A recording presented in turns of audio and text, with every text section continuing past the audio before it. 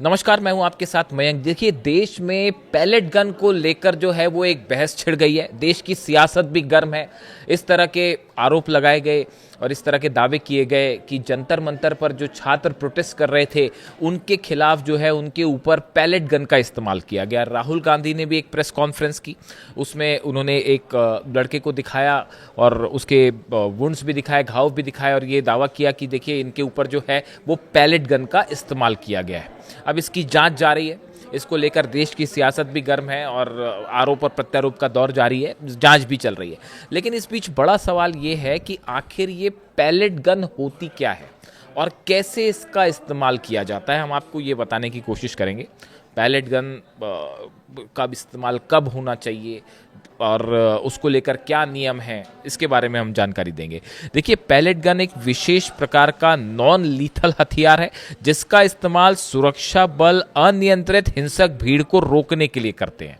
देखिए, इसको ये नहीं माना जाता, ऐसा माना जाता है कि इससे किसी की मौत नहीं हो सकती, लेकिन ये बेहद घातक है, इसमें कोई शक नहीं है। इसके इस्तेमाल से जो है वो आंखें हमेशा के लिए जा सकती हैं और बड़ी गंभीर इससे जो है इंजरी हो सकती है। और माना यह जाता है कि जब भीड़ अनियंत्रित हो जाए तब उसको कंट्रोल करने के लिए जो है इसका इस्तेमाल किया जाता है। यह शॉटगन की तरह काम करती है। इसके एक कारतूस से लेड या रबर के सैकड़ों छोटे छोटे छर्रे जो हैं वो तेजी के साथ बाहर निकलते हैं। जब पैलेट गन का इस्तेमाल किया जाता है तो इससे लेड के कई छर्रे जो है उसमें अलग अलग धातु भी हो सकती है, रबर भी हो सकता है। इसके छोटे छोटे छर्रे होते हैं, वो इसको फायर करते साथ एक साथ जो है वो बाहर निकलते हैं और हवा में फैल जाते हैं।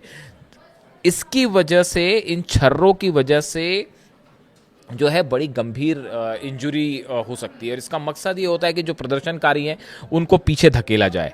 लेकिन यदि इसे पास से शरीर के ऊपर, विशेष तौर पर चेहरे पर या आंखों पर दागा जाए तो ये त्वचा को चीर सकती है और इंसान हमेशा के लिए अंधा भी हो सकता है और कई मामले में उसकी जान भी जा सकती है।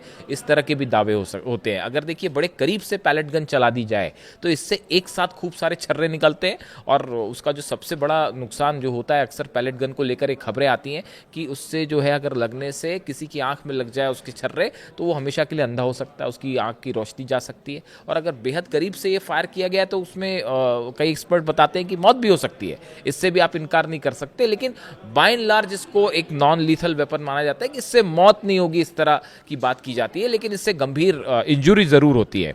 अब इसको लेकर देखिए, इसको कब चलाना चाहिए, नहीं चलाना चाहिए, इसको लेकर भी जो है वो गाइडलाइन है। देखिए, गाइडलाइंस के अनुसार पैलेट गन के इस्तेमाल को लेकर कड़े नियम तय किए गए हैं।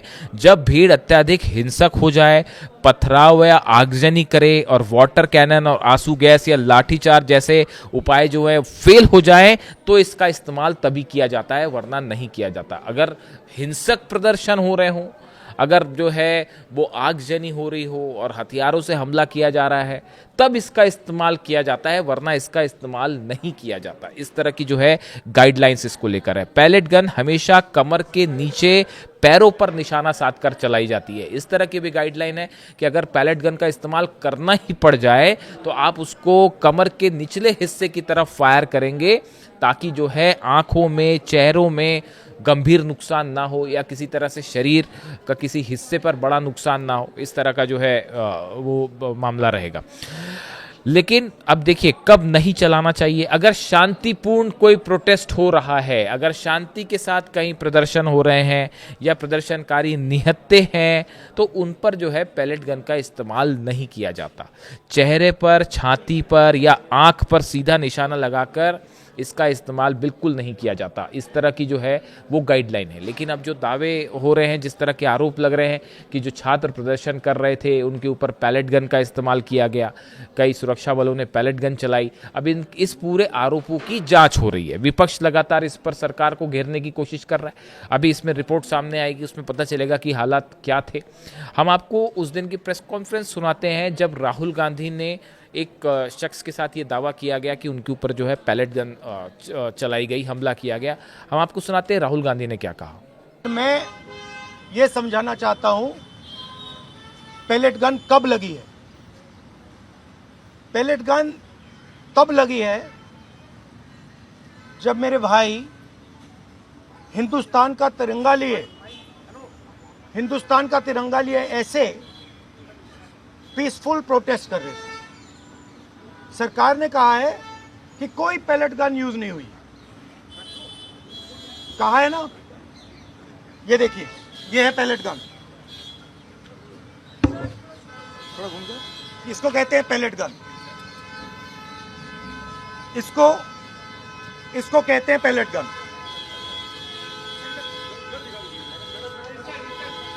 ठीक है।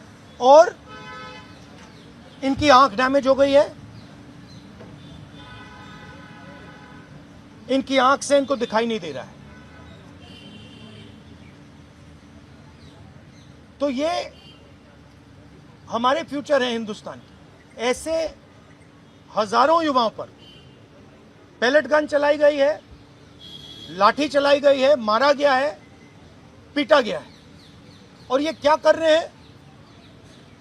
पीसफुल प्रोटेस्ट कर रहे हैं। क्यों कर रहे हैं? इनका पेपर लीक हुआ है।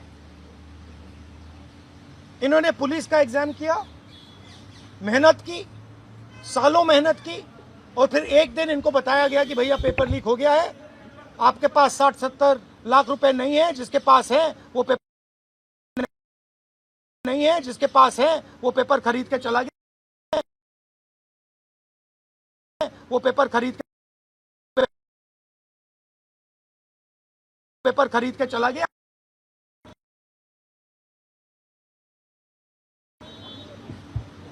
काम जाने। और ये लाखों लोगों के साथ हुआ है। इनके माता पिता ने मेहनत के पैसे से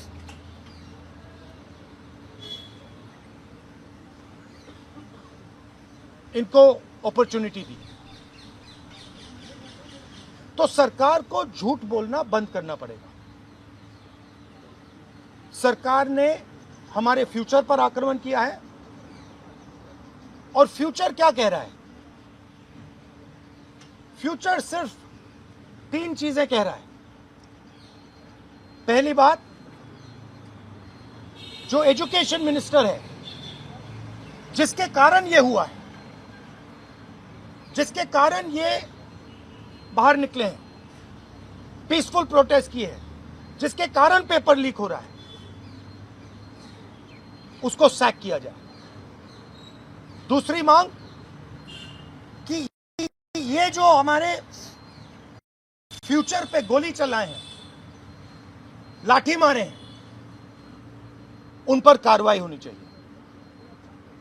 और तीसरी मांग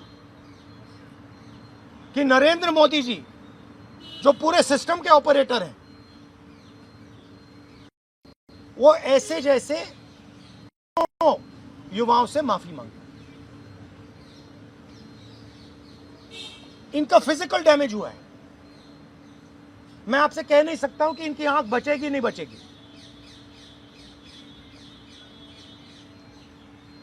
इनकी कोई गलती नहीं है। तो ये 3 मांगे हैं। हमारे स्टूडेंट्स को मारना बंद कीजिए, धमकाना बंद कीजिए, और ये मांगे पूरी कीजिए। यही मैसेज है। हाँ, हरियाणा जेपी नड्डा और जो मंत्री गए थे सीजेपी से बात करने, वो कह रहे 2 मांग पर तो सहमति हमारी बन गई है कि जो मुकदमा हुआ उसे दर्ज करने से वापस कर लेंगे और एक्शन भी ले लेंगे। लेकिन जो मुख्य मांग है धर्मेंद्र प्रधान का इस्तीफा, वो कह रहे हैं कल दोपहर में इस पे बात करेंगे। हमने पोजीशन क्लियर कर दी है, स्टूडेंट्स ने पोजीशन क्लियर कर दी है। जो उनकी मांग है उसे हम रिपीट कर रहे हैं। Dharmendra Pradhan is a criminal education minister. He has to be removed. He is a symbol of the collapse of our education system. He has to go. He is the reason my brother has got shot. He is the reason thousands of people are outside. He has to go.